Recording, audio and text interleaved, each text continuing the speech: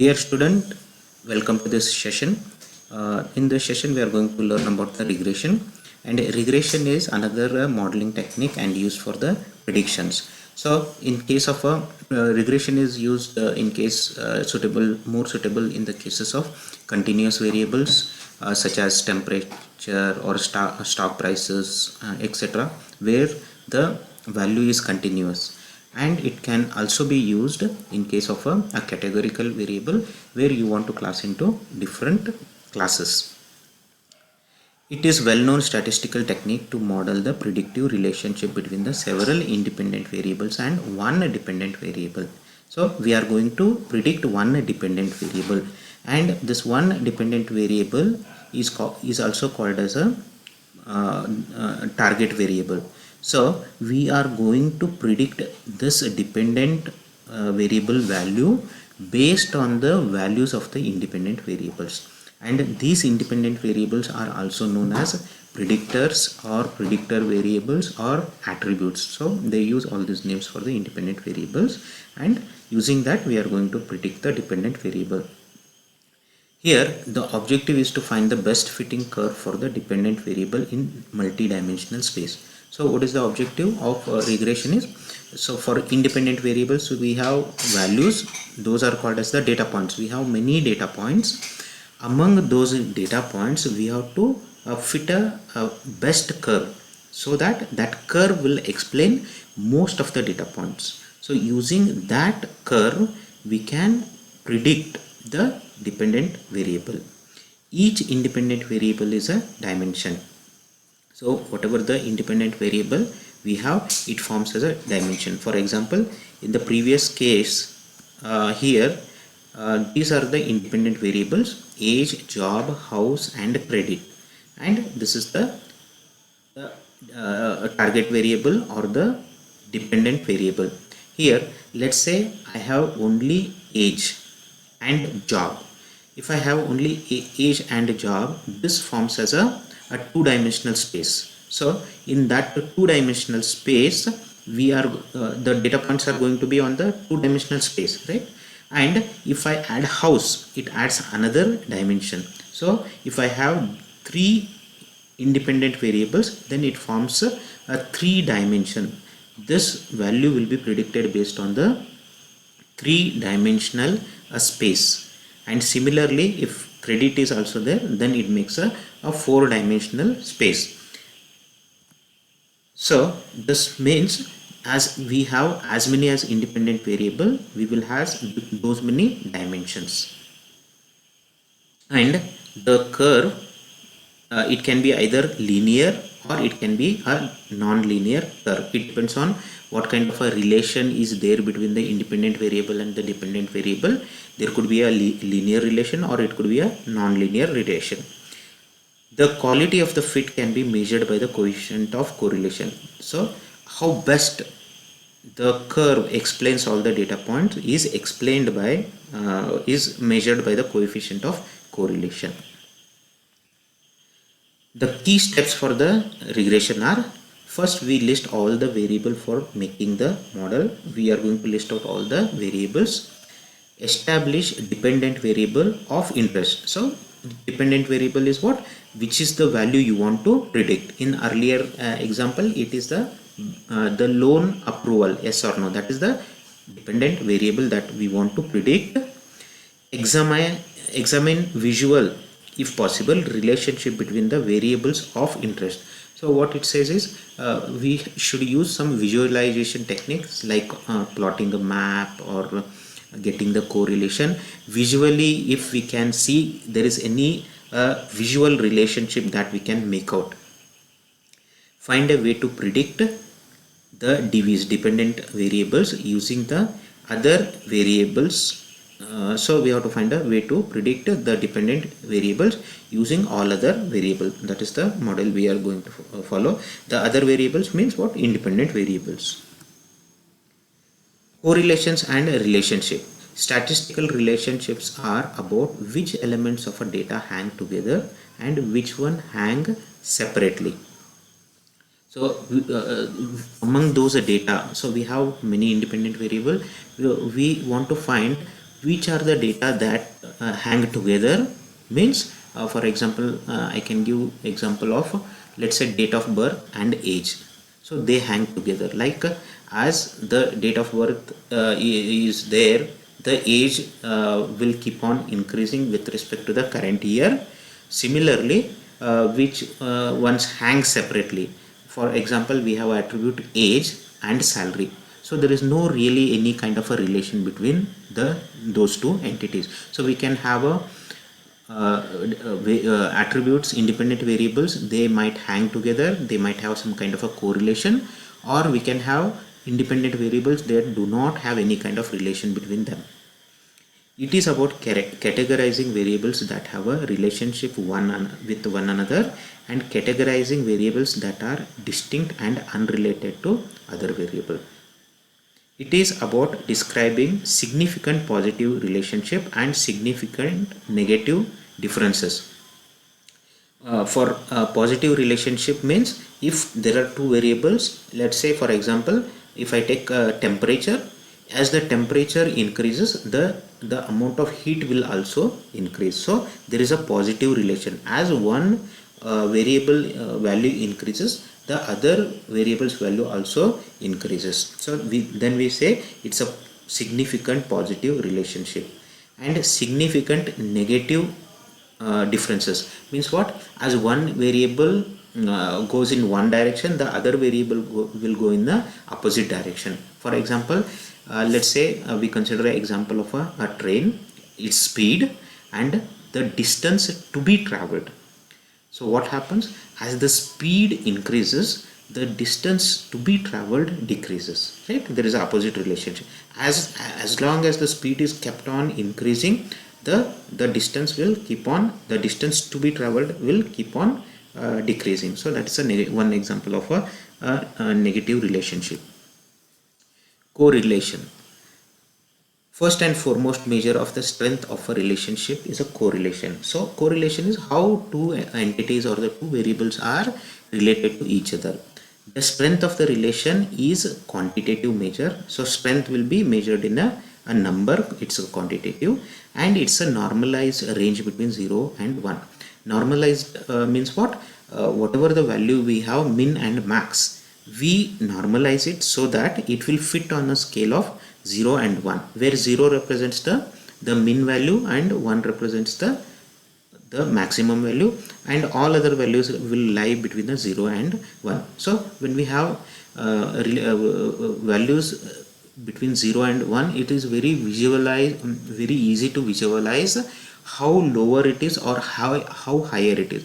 If I say a value of 0.2, that is, it is in the lower band. If I say value of 0.9, it is in the higher band.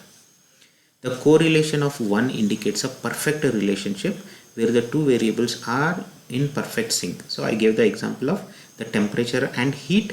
They are in a perfect relationship. As one increase, the other will also increase. So that is indicated by the value of 1.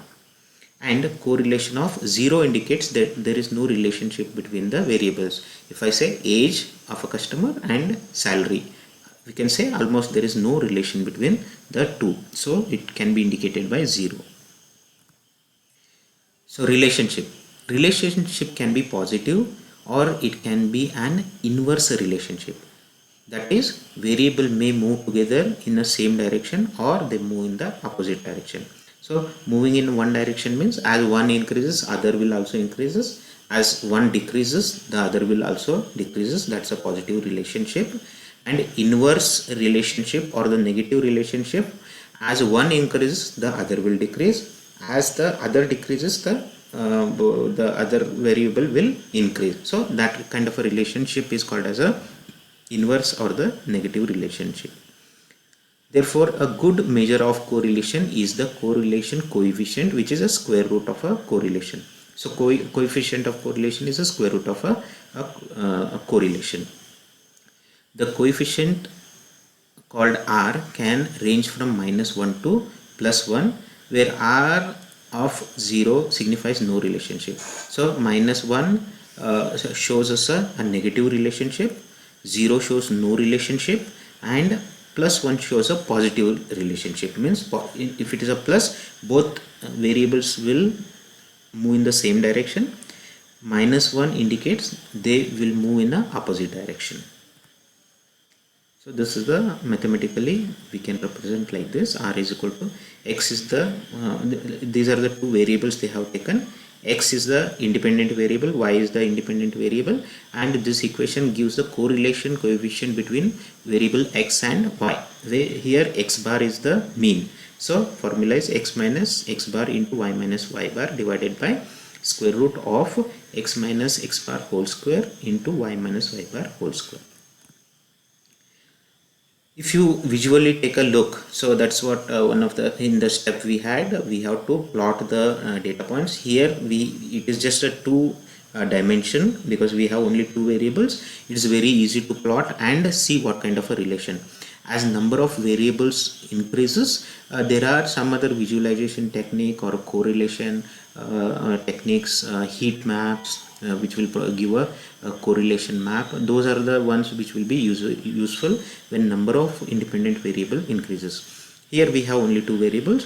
If you see here x and y, the data points seem to be almost linear. So I can fit a curve like this which will explain all these data points, and it shows a positive relationship. And here here as one increasing is another is also decreasing. This is also linear. Okay, here as one decreases another is decreasing, both are positive relationship. And here if you see, it is a curvy linear. Okay, so we can fit a curve something like this which will explain all the data. And if you see here, even though the data seems like scattered, but definitely we see some kind of a pattern here. So I can fit a curve something like this. So it starts from here somewhere like this and like this. So it will explain most of the points. But if you come here, there is no visual relationship we can see. So we say there is no relationship between x and y. Here also there is no relationship between x and y. And regression exercise. So if you see, let me go back to here. Let's say this is the line. Suppose if I say I will put a straight line here which will explain most of the data points. So it would be in the form of y is equal to well-known equation of the line, y is equal to mx plus c, where m is the slope and c is the intersection on this axis, y axis. So y is equal to mx plus c. So more generalized equation is like this. Y is a dependent variable which you want to predict. Beta naught is the intercept. It's an intercept, and beta 1 is the slope or the gradient. X is the independent variable, and this epsilon is the random error variable. So y is equal to beta naught plus beta 1 x. So using this equation, if I find the value of beta naught and beta 1, I can use that equation to predict the value of y for any given value of x, that is the independent variable.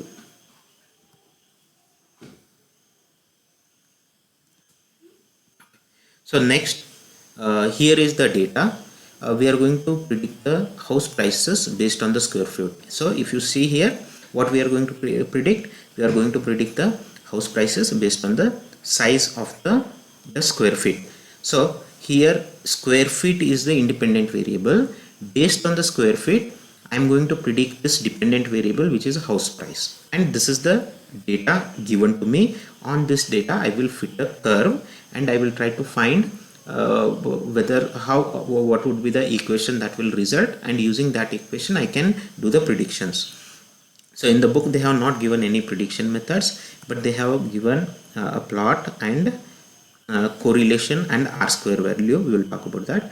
If I plot these values, these values, this being the independent variable, this being the dependent variable, the data points will look something like this. Okay, this is a square feet and this is a house price, and you can see we can have a linear relation, a curve like somewhere like this, okay, which will explain most of the data points.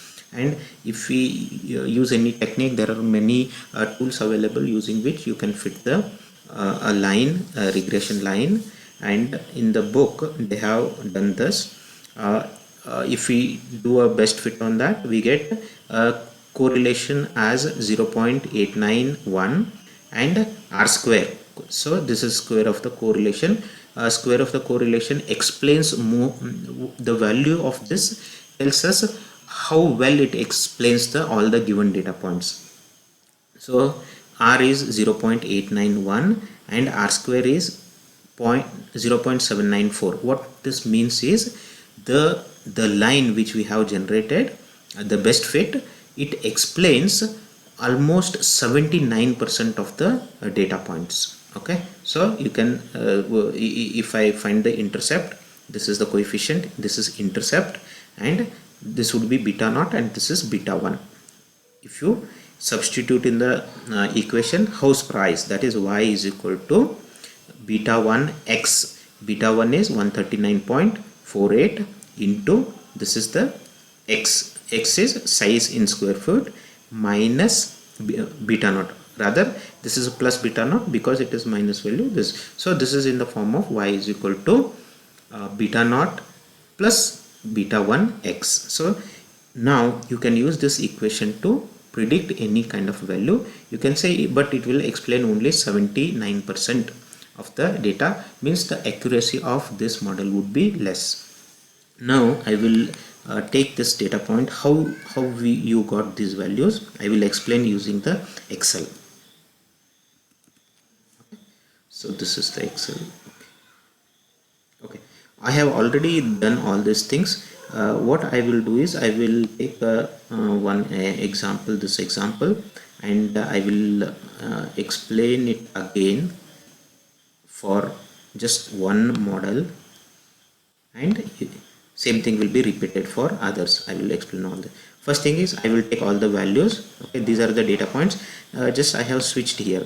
This is the independent variable and we are going to predict these values. I have copied it into two columns. I will take those value. I will go to new sheet. How to produce all these things will show. Okay, already I have copied the data. Now what I will do is you just select this and you can plot any kind of a we are going to do the scatter plot. So here is the scatter plot and I will use this one with only markers. Okay, you get the scatter plot like this, so which is same as what you saw in the your book. So this is how it looks like, the scatter plot. Okay, now I will reduce the size so that you can fit the, now we will fit the regression line on this. For doing that, what you have to do is go to the data, do the data analysis and select regression and say OK. When you say OK, now you have to select, this is already selected. I will just remove those values so that I can explain. So input y range, y means what? Dependent variable. Dependent variable is this. You have to give the data, select all those values. Input x range. X range is what? This is the independent variable, and rest of the things you can keep as is. There are many output options are there. I will use the output range. So where it is going to output, let me put it here only. All the output, let it come here. Now you can see it has already shown what are the, there are different statistical parameters which we don't really understand now. As of now, what we understand is these things. Okay, just I will highlight those.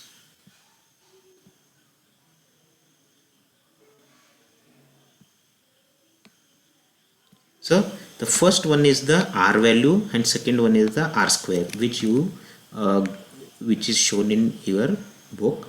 See, r is 0.891, okay, r square is 0.794, 0.794, and the coefficients. What are the coefficients? You can see the coefficients here. Okay, so intercept is minus 54,191.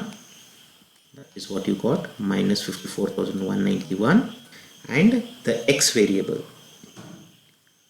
this is beta naught, this is beta 1, 139.48, 139.48. That is how we get the equation. So this is the equation that we are going to fit. So I have shown all those things in the one predictor variable. Here we have only one predictor variable. This is how we get it.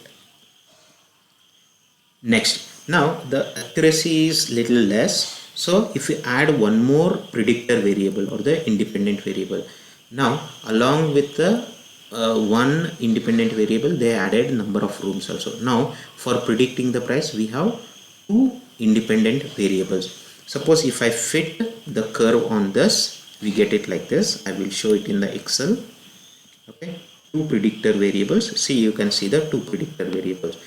So using two predictor variables, what is the value I will get for the variance correlation coefficient R is equal to 0.984 and variance R square 0.9688. So 96.77% of the data can be explained. So this accuracy is high compared to the previous model, and in this model we are having two variables. So we will have one intercept 12,923. So this equation would be something like y is equal to beta naught plus beta 1 x1 plus beta 2 x2. We have two variables. So for beta 1 we have 65.60 and beta 2 23,613. So the equation will be the same things are shown here. So R is 0.984, R square is 0.968. Now equation would be house price is equal to 65.6 times the first variable and 23,603 times the second variable plus the intercept. Now with this model, okay, this is the new model you got. With this new equation, you can explain 97% of the variance in the house prices. So if you use this particular equation, this will predict much more accurate than the previous model. Non-linear regression exercise. So earlier one, it had a almost linear relationship. So this one is a non-linear relationship. Here the relationship between the variable may also curvilinear. For example, given past data of electricity consumption and the temperature. So what happens is when this is the kilowatts, the power utilized, and this is the temperature. What happens as a temperature is lower, right? This is about like 32 degrees or this is in Fahrenheit, okay, 32 Fahrenheit. When it is cold, people will use heaters and things like that to warm up the rooms. The amount of power required is more. As the temperature increases from around 32 to let's say 60, the amount of usage will stop. They don't need any heater, or they know the heater usage will reduce. As the temperature starts increasing, what happens? People will start turning on the air conditions. Again, the consumption will start increasing. So if you see the relation between the kilowatts and the temperature, it is not a linear relationship here. So this is a non-linear relationship, and we have this is the data. And if I want to predict how much we have here, we want to predict how much power will be consumed given the temperature. So temperature is independent variable and kilowatts is a dependent variable. So if we plot a non-linear curve, the R would be, okay, how the non-linear curve will be? It would be, we will be using one is we have linear term, and one is the x square. We have temperature and temperature square. So this would be in the form of beta 1 x plus beta 2 x square plus we have the intercept. So to bring in the non-linearity, we have brought in this temperature square. So this if I plot this will explain the coefficient of correlation would be 0.992 and R square would be 0.984. So this equation explains 98.4 of the variance in kilowatt consumption for the given temperature. And how we got these values? So in the textbook it is directly given. You can use Excel sheet. Okay, so this is just a non-linear plot I have done. I will reduce the size so that you can see the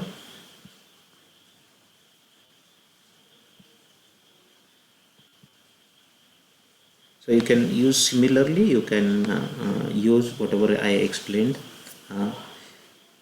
So R is 0.77 and R square is 0.6. So this is kilowatts temperature,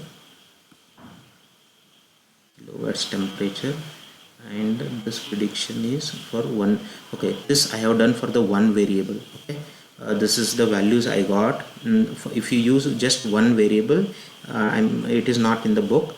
If you just use one variable, here you can see I have used only one variable. It will explain only 60%. Okay, if I use the R square, so if you see here, I have only temperature and I am trying to predict, but in the next we are using temperature square as explained in the book. Now temperature and temperature square both are my independent variable, and how to get the temperature square? 46.8, this value is by 46.8 into 46.8, so those two becomes my two independent variables, and based on that I am going to predict. Now if you see, if I use these two as an independent variable, my accuracy will drastically increase to 98.4%. so that is what we have: 0.992, 0.984, 0.992, 0.984, and again intercept is 67,245. temp 1 is minus 1911, and x2 is 15.87, and the equation would be like this: 15.87 temperature square minus 1911 temperature square plus 67,245.